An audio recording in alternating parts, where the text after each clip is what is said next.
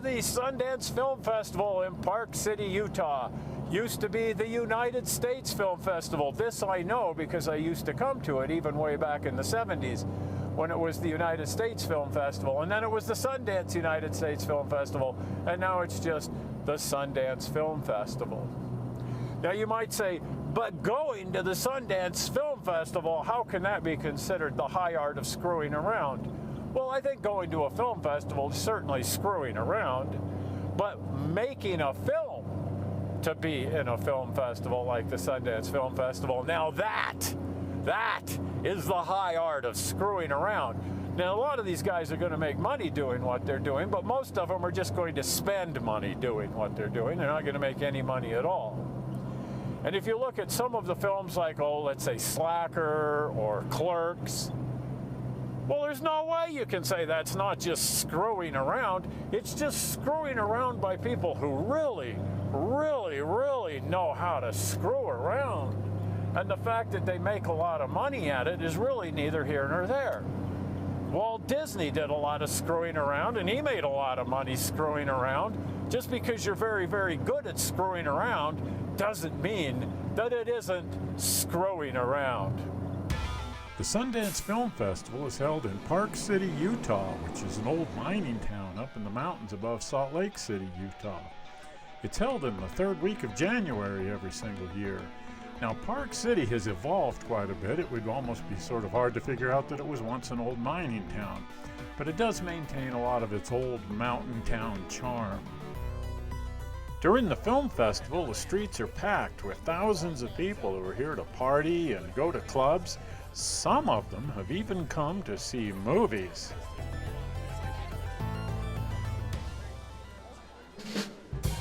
The film festival, as it exists today, really launched in 1984 by the Sundance Institute, which was started by Robert Redford and a few of his friends to promote filmmaking. There had been a film festival here before that called the United States Film Festival, and Sundance took that over when that sort of collapsed.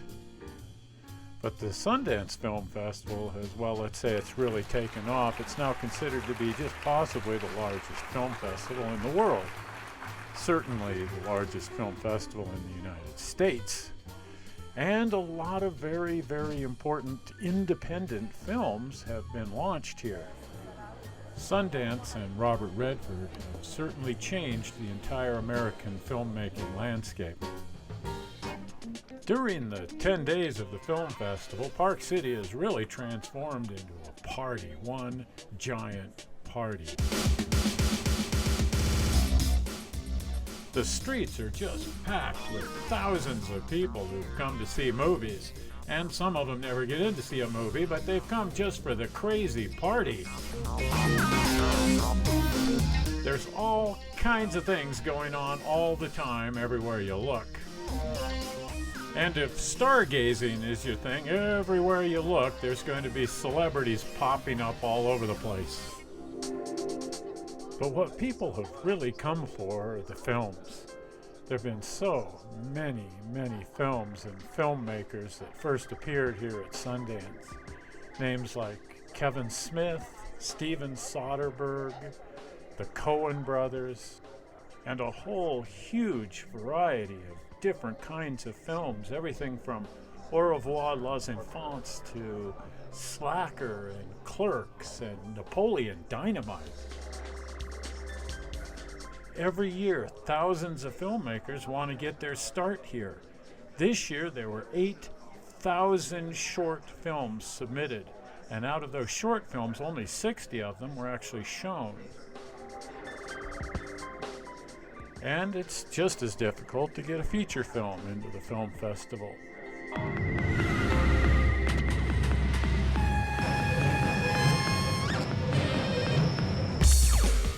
The net result in all of this is the best of the best and the most cutting-edge material are what you're going to see at Sundance.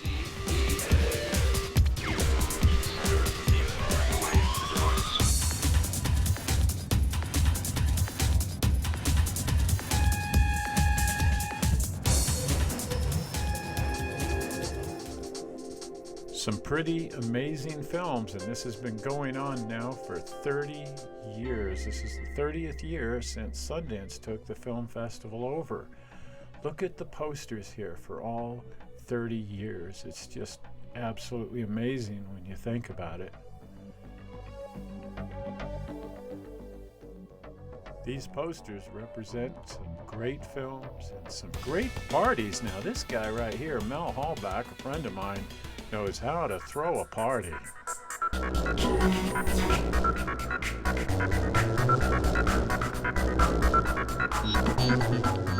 Some people come to Sundance just strictly for the party. I mean, it is one heck of a good time, and every night there are dozens of parties going on all over town.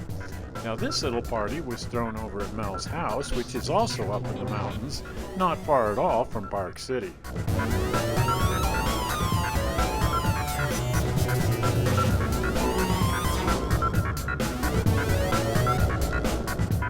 Now, it might be sort of surprising to see that Mel has climbing silks and even a trapeze set up in his living room.